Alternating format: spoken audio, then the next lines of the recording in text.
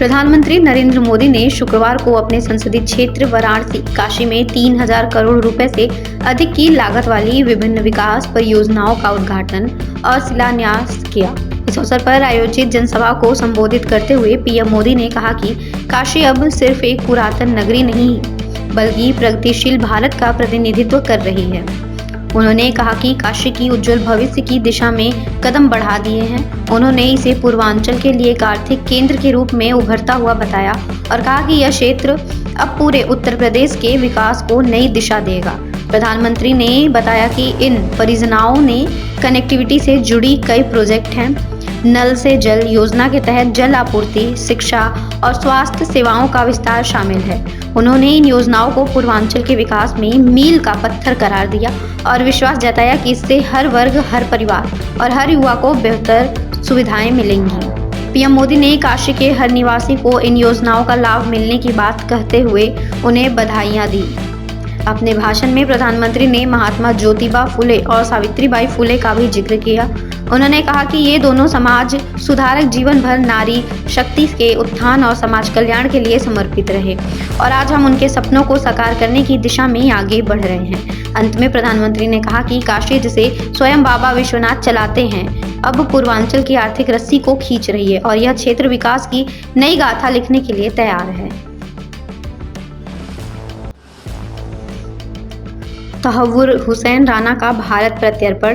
26/11 मुंबई आतंकी हमलों के मुख्य आरोपियों में से एक तहव्वुर हुसैन राणा का भारत प्रत्यर्पण हाल ही में अमेरिका के न्याय विभाग द्वारा महत्वपूर्ण कदम के रूप में बताया गया है। अमेरिका ने कहा कि राणा का भारत लाया जाना उन्हें 6 अमेरिकाओं और अन्य पीड़ितों के लिए न्याय की दिशा में एक अहम कदम है जो इस भयावह हमले में मारे गए थे। राणा को बुधवार को एक स्पेशल विमान से भारत लाया गया और गुरुवार को दिल्ली पहुंचाया गया। वह अपने बचपन के दोस्त डेविड हेडली के साथ मिलकर इस हमले की साजिश रचने का आरोपी है।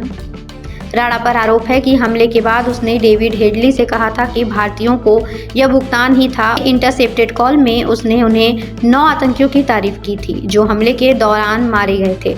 उसने यह भी कहा कि मारे गए आतंकियों को पाकिस्तान का सर्वोच्च सैन्य सम्मान निशान-ए-हैदर मिलना चाहिए था।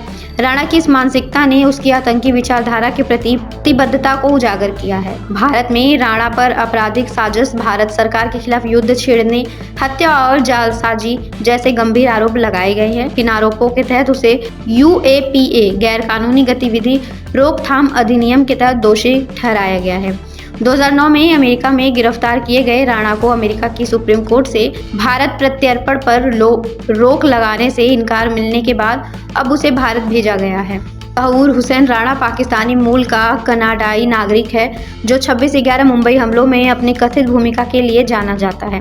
उसका जन्म पाकिस्तान में हुआ था और वह कई भाषाओं का जानकार है। राणा ने कनाडा में बसने के बाद अमेरिका के शिकागो में व्यवसाय स्थापित किया था। आरोप है कि उसने डेविड हेडली के माध्यम से लश्कर-ए-तैयबा के लिए मुंबई हमलों की योजना बनाने में मदद की थी, जिसके बाद उसकी कानूनी प्रक्रिया कई वर्षों तक अमेरिका में चली और अंत में उसे भारत प्रत्यर्पित करने का आदेश दिया।